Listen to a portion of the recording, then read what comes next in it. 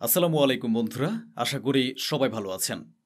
ইরানের সর্বোচ্চ নেতা আয়াতুল্লাহ আলী খামেনি আমেরিকাকে সরাসরি জানিয়ে দিয়েছেন, যতদিন ইসরায়েলকে আমেরিকা সাপোর্ট করবে ততদিন আমেরিকার সঙ্গে কোনো বাণিজ্য হবে না, আমেরিকার সঙ্গে কোনো ব্যবসা হবে না এবং কোনো চুক্তিও হবে না। آمریکایی‌ها میگن گاهی البته همیشه نه گاهی میگن مایلیم با ایران همکاری کنیم। ইরানের সরকারি মিডিয়ায় তার এক বিশেষ বক্তব্যে খামেনি প্রকাশ্যে বলেছেন যে কিছু মানুষ বলেন আমাদের আমেরিকার বিরুদ্ধে সংঘাত এক ধরনের স্লোগানের উপর ভিত্তি করে আছে, যা হলো ডেথ টু আমেরিকা। এটা ভুল ধারণা, আমাদের এরকম কোনো উদ্দেশ্য নেই। নীতি হিসেবে আমরা আমেরিকা থেকে অনেক আলাদা এবং আমেরিকার নীতি আমাদের বিরুদ্ধে আছে। میشه بررسی کرد مسائل رو، مال حالا نیست، مال آینده نزدیک هم نیست। অন্যদিকে কয়েকদিন আগে ইরান সিরিয়াকে বার্তা দিয়েছিল যে আপনারা আমাদের সঙ্গে সম্পর্ক ঠিক করে নিন, কিন্তু যদি কেউ ইসরায়েলের কাছে মাথা নত করে বসে থাকে তাহলে সে সম্পর্ক ঠিক করতে পারবে না। এভাবে ইরানের তরফ থেকে এখন বিপরীত প্রতিক্রিয়া এসেছে। ইরানের পররাষ্ট্রমন্ত্রী তার সাম্প্রতিক সাক্ষাৎকারে বলেছেন যে সিরিয়ায় যে সরকার আছে তারা আমাদের সঙ্গে সম্পর্ক ঠিক করতে চায় না, তাই আমাদেরও এখন তাড়াহুড়ো নেই। অন্যদিকে আমেরিকা ও ইসরায়েলের জন্য চিন্তাজনক খবর এসেছে। ইরান বাংকার বাস্টার বোমা বানাচ্ছে, অর্থাৎ এমন বোমা যা বাংকার ফাটিয়ে ভেতরে ঢুকে বিধ্বংসী ক্ষতি করতে পারে। এ ধরনের বোমা আগে ইরানের বিরুদ্ধে ব্যবহার করা হয়েছে এবং এখন ইরানও ইসরায়েলের বিরুদ্ধে একই ধরনের বাংকার ব্লাস্টার বোমা তৈরি করছে, যার ফলে আমেরিকা ও ইসরায়েলকে অসন্তুষ্ট ও চিন্তিত দেখা যাচ্ছে। ওদিকে পাকিস্তানের অস্ত্র প্রদর্শনীতে ইরানকেও সুযোগ দেওয়া হয়, সেখানে ইরান তাদের উন্নত ও উৎকৃষ্ট প্রযুক্তিতে সজ্জিত অস্ত্রগুলো প্রদর্শন করেছে। ইরানের সশস্ত্র বাহিনী অফিসিয়াল বিবৃতি দিয়ে বলেছে যে আমাদের সেনা যে কোনো পরিস্থিতিতে সম্পূর্ণভাবে তাদের দেশের ও জনগণের রক্ষার জন্য প্রস্তুত। ওদিকে পাকিস্তান পুরো বিশ্বের সঙ্গে তাদের সম্পর্ক বাড়াচ্ছে। এই ভিডিওটি দেখলে সবকিছু স্পষ্ট বোঝা যায়। ইরান ও পাকিস্তানের মধ্যে ৬-৭টি সমঝোতা স্মারক হয়েছে, যার মধ্যে মিডিয়া সহযোগিতা, চলচ্চিত্র সহযোগিতা, ঐতিহ্যগত সহযোগিতা ও আরও বিভিন্ন ধরনের চুক্তি অন্তর্ভুক্ত রয়েছে। অন্যদিকে ইসরায়েল হয়তো আরও উদ্বিগ্ন হবে। এই ছবিগুলো দেখুন। ইরানের এয়ারফোর্সের একটি টিম বেলারুশে পৌঁছেছে এবং সেখানে বেলারুশের এয়ারফোর্স টিমের সঙ্গে সাক্ষাৎ ও আলোচনা করেছে। ১৯৭৯ সালে ইরানি ছাত্ররা তেহরানে অবস্থিত আমেরিকান দূতাবাসে হামলা চালিয়ে সেটির দখল নিয়েছিল এবং ডেথ টু ইসরায়েল মানে ইসরায়েল ধ্বংস হোক স্লোগান দিয়েছিল। সেই ঘটনাটির বার্ষিকী ছিল গতকাল, যা পুরো ইরান জুড়ে বিভিন্ন জায়গায় উদযাপন হয়েছে। যেমন এই দৃশ্যতে দেখা যাচ্ছে ডোনাল্ড ট্রাম্পের প্রতিকৃতি বা পুতুলকে ফাঁসি দেওয়া হয়েছে। আমেরিকা ও ইসরায়েলের বিরুদ্ধে বিক্ষোভ হয়েছে, যেখানে বিভিন্ন সংগঠন একসঙ্গে অংশ নিয়েছে। পরের ছবিটিতে দেখা যায় ট্রাম্প অ্যান্ড নেতানিয়াহু ট্রায়াল নামে একটি প্রতীকী প্রদর্শনী, যেখানে ইরানের জনগণ ও বিশ্বজুড়ে অনেক মানুষ ডোনাল্ড ট্রাম্প ও নেতানিয়াহুর বিরুদ্ধে আন্তর্জাতিক আদালতে মামলা চালানোর যে স্বপ্ন দেখছে তা তুলে ধরা হয়েছে। এই একই দিনে ইরানের পার্লামেন্টের ভেতরে ডেথ টু আমেরিকা ও ডেথ টু ইসরায়েল স্লোগান ওঠে। কপিরাইটের কারণে সেই ভিডিও আলাদা করে দেখানো সম্ভব নয়, তবে ওই ভিডিওটি এখন সোশ্যাল মিডিয়ায় ভাইরাল। ইরানের পার্লামেন্টে স্পিকার স্পষ্টভাবে বলেছেন, ডেথ টু আমেরিকা বলার মানে এই নয় যে আমেরিকার নিরীহ জনগণকে হত্যা করা হোক বা কোনো রাষ্ট্রকে ধ্বংস করা হোক। এর মানে হলো আমেরিকার অহংকার, তার জোর জবরদস্তি ও দমননীতির অবসান ঘটানো। এদিকে ইরানের একটি তেল শোধনাগারে আগুন লেগেছে, যেখানে একজনের মৃত্যু হয়েছে এবং বড় ধরনের ক্ষতি হয়েছে। ওদিকে ইরানের পররাষ্ট্রমন্ত্রী নিশ্চিত করেছেন যে দেশটি এখন আগের চেয়ে অনেক বেশি প্রস্তুত যে কোনো বিপদ বা সংঘাত মোকাবিলার জন্য। অন্যদিকে শুভেচ্ছা প্রদর্শনের নিদর্শন হিসাবে ইরান ২ জন ফরাসি নাগরিককে মুক্তি দিয়েছে, যাদের বিরুদ্ধে ইরান অভিযোগ তুলেছিল যে তারা গুপ্তচর বৃত্তি করছিল। ইউরোপীয় ইউনিয়নের পার্লামেন্ট আবারও বলেছে ইরানকে কোনো অবস্থাতেই পারমাণবিক বোমা তৈরি করতে দেওয়া যাবে না।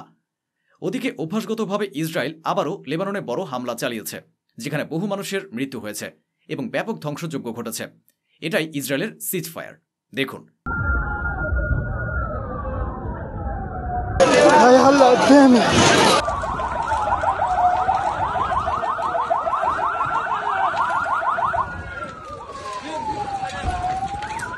এই সমস্ত ঘটনার মাঝেই একটু এই দৃশ্যটা দেখুন।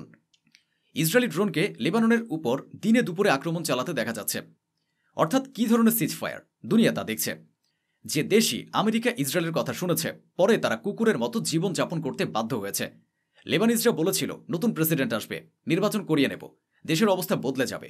ট্রাম্প বলেছিলেন যদি তুমি আমার পছন্দের প্রেসিডেন্টকে বসাও তাহলে তোমার দেশ উন্নতি করবে। লেবাননের জনগণও তাই করল এবং আমেরিকার পছন্দের ব্যক্তিটিকে প্রেসিডেন্ট করে দিল। এখন ওই ব্যক্তির আগমনেও লেবাননে শান্তি আসেনি, বরং আমেরিকা ও ইসরায়েলের আতঙ্ক বেড়েছে। হিজবুল্লাহ দুর্বল হলো, ইসরায়েল পুরো শক্তি নিয়ে লেবাননে বসতি গেড়ে নিল।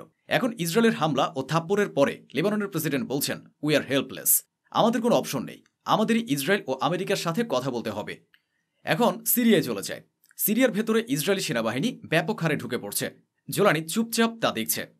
যাকে একসময় আল কায়েদা ও আইএসআইএস বলা হতো, আজ তিনি সিরিয়ার প্রেসিডেন্ট। এখন জার্মানি তাকে তাদের দেশে আমন্ত্রণও দিয়েছে। সন্ত্রাসীকে যদি আমেরিকা মমতার সঙ্গে আদর করে তাহলে তার সকল গুনাহ মাফ হয়ে যায়। ওদিকে ইউএনআরডব্লিউএ বলেছে যে ৭৫,০০০ গাজার মানুষ বাস্তুচ্যুত, তাদের কাছে ছাতা নেই, ছায়া নেই, বাড়ি নেই। তারা ভাঙাচোরা বিল্ডিংগুলোতে আশ্রয় নিয়েছে এবং ওই বিল্ডিংগুলোতে ভিড়ও অত্যন্ত বেশি। ওদিকে ভারতে পৌঁছেছিল ইসরায়েলের প্রতিরক্ষামন্ত্রী। ভারত ও ইসরায়েলের মধ্যে ডিফেন্স কর্পোরেশন চুক্তি হয়েছে। এই সময় ভারত ডোনাল্ড ট্রাম্পের পরিকল্পনাকে অনুমোদন করে তার পাশে দাঁড়িয়েছে। পরিকল্পনাটি ছিল সিজ ফায়ার। ইসরায়েল গাজায় সিজ ফায়ার চাইছিল না, কিন্তু ডোনাল্ড ট্রাম্প সিজ ফায়ার করিয়েছেন। সে বিষয়ে ভারতও জোর দিয়ে বলেছে যে ট্রাম্পের পরিকল্পনা ভালো, সিজ ফায়ার হওয়া উচিত, শান্তি ফেরাতে হবে। এখন শুনুন ইসরায়েল কী ধরনের খেলা খেলছে। যেসব নতুন এলাকা থেকে ইসরায়েল বেরিয়ে গেছে সেখানগুলোতে তারা ময়লার মধ্যে খেলনা, পুতুল, টেডি বিয়ার সহ বিভিন্ন ধরনের বাচ্চাদের খেলনা রেখে গেছে। এবং এখন চমকপ্রদ ব্যাপারটি ভালো করে শুনুন। ওই খেলনার ভেতরে বোমা আছে, যাকে আপনি বুবি ট্র্যাপ বলবেন। এটা এমন এক ফাঁদ যেখানে ছেলেমেয়েরা ধ্বংসস্তূপের মধ্যে খেলনা দেখে তা তুলে নিলেই সেই খেলনা ফেটে যাবে। এটা ইসরায়েল, যারা শিশুদের হত্যা করার জন্য বিশেষভাবে খেলনায় বোমা ঢুকিয়ে বুবি ট্র্যাপ বসিয়ে গাজা থেকে বেরিয়ে গেছে। অন্যদিকে হামাস আরও একজন ইসরায়েলি লাশ ইসরায়েলের কাছে হস্তান্তর করেছে। এখন আমি আপনাকে হামাসের একটি ভিডিও দেখাই। এটি দেখুন কিভাবে ধ্বংসস্তূপের মধ্য থেকে লাশ উদ্ধার করা হচ্ছে, হাড়গোড় উদ্ধার করা হচ্ছে। খুব কষ্টকরভাবে হামাস ফিলিস্তিনের সাধারণ মানুষ ও মানবাধিকার সংগঠনগুলো গাজার ভেতরে ইসরায়েলিদের লাশ খুঁজে বের করার চেষ্টা করছে। আর গাজার সে জায়গাগুলোতে যেখানে এখনও ইসরায়েল নিয়ন্ত্রণ করছে, খবর এসেছে যে সেসব এলাকায় টানেলের ভেতরে ২০০-এরও বেশি হামাস যোদ্ধা আটকা পড়ে আছে। এখন ইসরায়েল বলছে আমরা তাদের মেরে ফেলব। আমেরিকা ইসরায়েলকে বলছে না, মারবে না, তাদের উপর অস্ত্র ব্যবহার করা যাবে না, তাদের অন্য কোনো এলাকায় ফিরে যেতে দিতে হবে। অন্যদিকে পশ্চিম তীরের একটি দৃশ্য দেখুন। পশ্চিম তীরে এখন ইসরায়েলের সাধারণ নাগরিকরা অস্ত্র নিয়ে ঘুরছে এবং সরাসরি ফিলিস্তিনিদের উপর গুলি চালাচ্ছে। শুধু তাই নয়, মুসলমান আজ তার মসজিদে যেতে পারছে না। বাইতুল মুকাদ্দাস আমাদের প্রথম কিবলা আমাদের হাত থেকে চলে গেছে। মসজিদে আল আকসার ভেতরে আবারও হাজার সংখ্যক ইহুদি পৌঁছে গেছে। দেখুন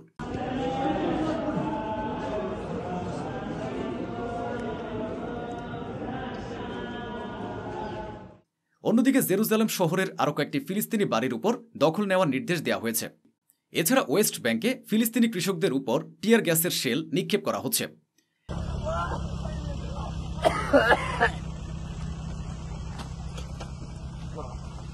ওদিকে চুক্তি অনুযায়ী কিছু ফিলিস্তিনিকে ইসরায়েল তার জেল থেকে মুক্তি দিয়েছে।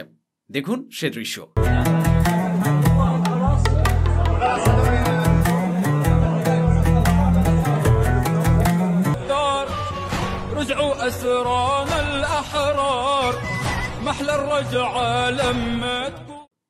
এদিকে ইরাক দীর্ঘ সময় পর সাহস দেখিয়ে ইউরোপ ও আমেরিকার মুখে একটা বড় আঘাত এনেছে। আমেরিকা বারবার ইরানকে হুমকি দিয়েছিল যে তোমাদের দেশে যে ইরান সমর্থক গ্রুপ আছে, ইরানের প্রক্সি মিলিশিয়া, তাদের মারো, শেষ করো, গ্রেফতার করো, তাদের নির্মূল করতে আমাদের থেকে অস্ত্র সরবরাহ করো। এর জবাবে অনেকদিন পর ইরাক সরাসরি বলে দিয়েছে আমাদের জমি, ইরাকের জমিনে যতদিন পর্যন্ত তোমাদের ইউরোপ বা আমেরিকার সেনা আছে, আমরা তোমাদের কাছ থেকে অস্ত্র আনব না। এরপর আমেরিকা ও ইউরোপ হতভম্ব হয়ে যায় যে ইরাক এমন উত্তর কিভাবে দিতে পারে। অন্যদিকে হিন্দ রজব ফাউন্ডেশন ইন্টারন্যাশনাল ক্রিমিনাল কোর্টে ইউরোপীয় ইউনিয়নের ব্যাংকের বিরুদ্ধে একটি মামলা দায়ের করা হয়েছে। বলা হচ্ছে ইউরোপের ব্যাংকগুলো ফিলিস্তিনের বিরুদ্ধে ইসরায়েলকে সমর্থন করে যুদ্ধ অপরাধ করেছে। ওদিকে ইউএন যা এখন বলছে সেটা আমি এক সপ্তাহ আগেই বলে দিয়েছিলাম। ইউএন বলেছে যে যতটা সাহায্য গাজায় প্রয়োজন ছিল সিজ ফায়ারের পরে ততটুকু সাহায্য এখনও পৌঁছায়নি। এদিকে তুরস্ক একটি বড় বৈঠকের আয়োজন করেছিল, যার ভিডিও আমি আপনাকে দেখাচ্ছি। ইস্তানবুলে এই বৈঠকটি হয়েছিল, যার উদ্দেশ্য ছিল গাজা পুনর্গঠন করা এবং গাজায় আরব বাহিনী মোতায়েন করা। এই বৈঠকে পাকিস্তান, সৌদি আরব, তুরস্ক, ইউএই, কাতার, ইন্দোনেশিয়া এসব বড় মুসলিম দেশ অংশ নিয়েছিল। এদিকে রিপোর্ট এসেছে যে ৭ অক্টোবর যখন হামাস হামলা চালায়, যাকে কিছু মিডিয়া সন্ত্রাসী হামলা বলেছিল, তখন ইসরায়েলের এয়ারফোর্সকে আগাম সতর্কবার্তা দেওয়া হয়েছিল। কিন্তু ইসরায়েলি এয়ারফোর্স কিছুই করতে পারেনি, কার্যকর পদক্ষেপ নেয়নি। বোঝা যায়নি কি করা উচিত, আর ফলাফল আপনারা সবাই জানেন। অন্যদিকে আরেকটি রিপোর্ট অনুযায়ী একটি ইসরায়েলি মিলিটারি ড্রোন অপারেটর, যিনি ড্রোন চালাতেন। সাধারণত ড্রোন অপারেটররা সৈন্যদের অংশ হলেও তারা সাধারণ সেনাদের থেকে আলাদা এবং অনেক সময় বেশি ঝুঁকিপূর্ণ হন। তারা ড্রোন ওড়ান ও বোমা ফেলেন। বহু মানুষকে নৃশংসভাবে ড্রোনের মাধ্যমে গণহত্যা করেন এবং তারপর ড্রোনটিকে নিরাপদে তুলে নিয়ে আসেন তাদের এলাকায়। এমনই একজন ড্রোন অপারেটর, এক ইসরায়েলি সৈনিক, নিজেকে শেষ করে দিয়েছে। তো বন্ধুরা, এই ছিল আজকের আয়োজন, যা স্বচ্ছভাবে আপনাদের সামনে তুলে ধরা হলো। আশা করি আমাদের এই প্রচেষ্টা আপনাদের ভালো লেগেছে। অসংখ্য ধন্যবাদ। সুস্থ থাকুন, ভালো থাকুন।